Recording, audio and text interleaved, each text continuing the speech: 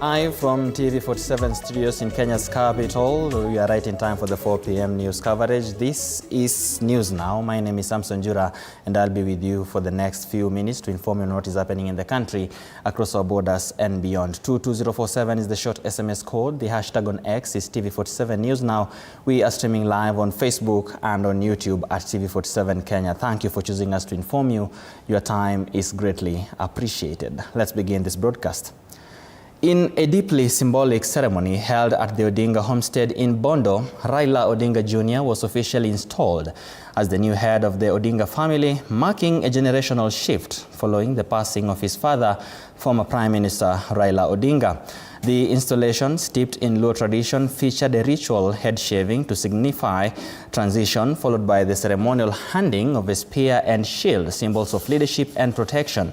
Raila Jr. was then dressed in a regalia, a traditional hide garment worn by warriors and elders held under the sacred grove, Nyasi Marsido. The event drew clan elders, political leaders, and cultural custodians. Drums echoed and chants of blessing filled the air as Raila Jr. stepped into his new role, not just as a son in mourning, but a custodian of the powerful legacy.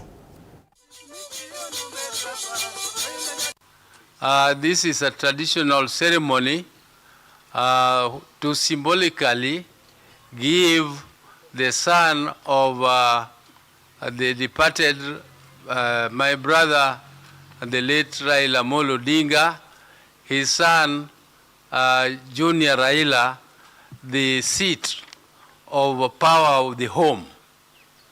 The seat of the power of the home. He is now the leader of this home, together with the mom. The mom will be there to give him all the advices he needs, but he must stand firm. He must stand firm and lead the home in as per our culture. This is not political leadership, but this is the leadership of the home. The larger Odinga family, which I chair and which I lead, he is still under me.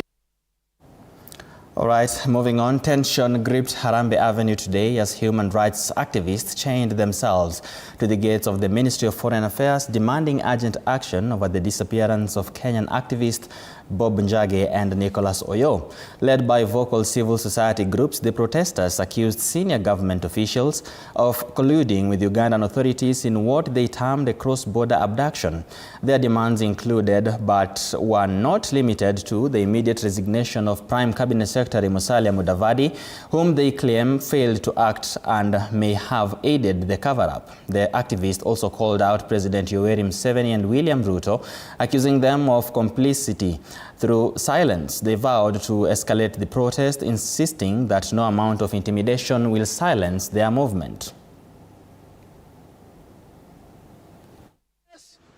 In all detention camps, in all gazetted cells, and Bob Njagi and Oyo is not within their custody. Yet we are aware that Bob Njagi and Nicholas Oyo were abducted by the Uganda authority. So what that means? That it is evident that Mudavadi, William Ruto have colluded with Museveni and the abductors not to bring back Bob Njagi. And we are saying, hatuogopi William Ruto, hatuogopi Mudavadi, na hatuogopi Museveni.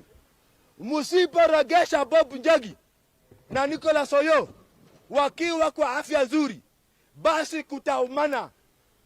We will come back. President William Ruto has addressed public concerns over the timing of his assent to 8 bills signed on the same day former Prime Minister Raila Odinga passed away. Speaking during the funeral of Mzee Weston Kiricho, father to Inspector General of Police Douglas Kanja in Thome, Laikipia, the president clarified that the signing was part of his official itinerary and not intended to coincide with the national mourning period. Among the bills signed was the controversial Computer Misuse Cybercrimes Amendment Law. The president defended the legislation, saying it is designed to protect Kenyans, particularly minors, from online threats such as pornography, cyber fraud, and terrorism. Na tuseme ukweli. Najua kuna watu wanatafuta kuchafua Kenya kwa mbinu zote. Rais alisign. Hii sheria ilikuweko. Amendment ilianza 2024. Amendment ilifanywa na bunge. Mimi niliamuka on Wednesday. Mimi nikiwa na kwa sababu hiyo ndio ilikuwa kazi yangu ya siku hiyo. Na ni kazi ya kikatiba ya kutia mkono sheria, kwa sababu ilikuwa imepita viwango vyote. Nikatewa na speaker.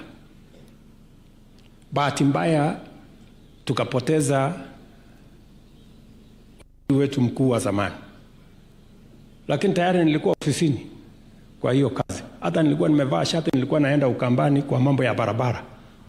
So I was on duty just like any other citizen. Hakuna kitu ya kuficha, hakuna kitu ya giza, hakuna kitu inafanywa usiku. We are doing the right thing for Kenya. We want to protect this nation from... The Mount Kenya East governors, led by UDA chairperson Cecily Mbarire, have called out their Nyeri counterpart Mutahi Kahiga over his remarks on ODM leader Raila Odinga's death, saying they were reckless and unbecoming of a leader. Governor Mbarire noting that the UDA party will be communicating soon action against the second-term governor from Mount Kenya East. The governors who met in Tharaka Nithi defended the government and its development record in the region, disputing the narrative that it has moved development to other regions. Matamshi ya Governor Kahiga ilikuwa ni yake peke yake.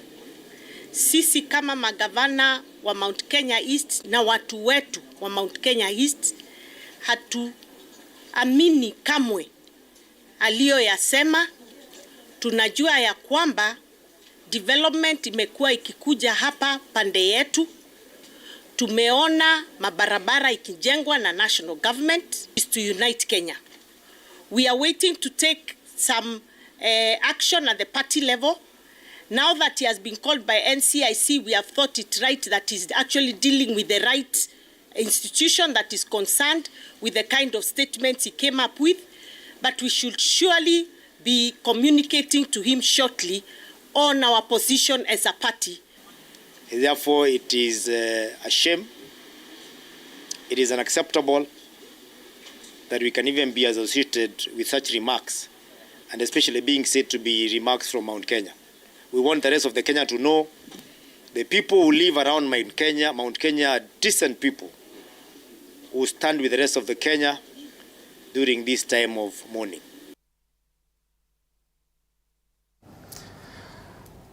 Moving on, in a strategic move to meet consumer demands, PZ Carson's company has unveiled new products under its Imperial leather brand, targeting a younger generation of consumers across the country. Speaking during the launch, the company's managing director, Saker Ramamurthy, said that the initiative aims to enhance skincare products while investing in digital marketing to reach a wider audience. The move comes amid rising competition in the skincare industry, a trend pushing companies to boost innovation and product quality. PZ Carsons says it remains committed to building consumer trust through the value and reliability of its products in the market.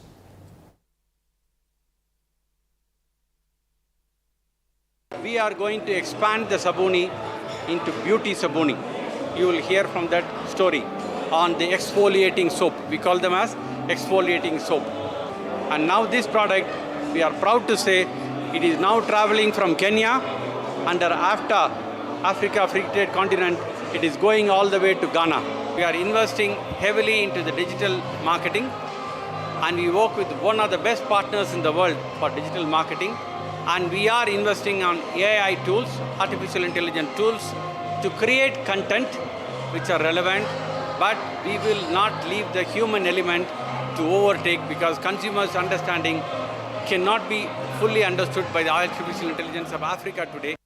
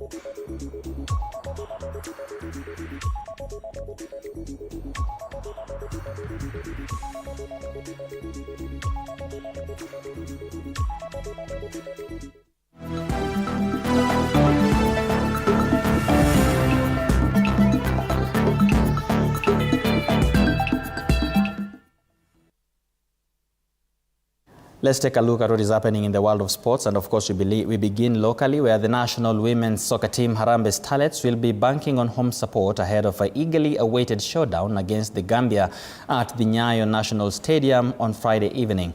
The Beldin Nodemba-led side are keen on securing a win on home turf before heading to Senegal for the final leg of the last round of the Women's African Cup of Nations qualifiers, with the winner set to automatically book their spot in next year's continental showpiece.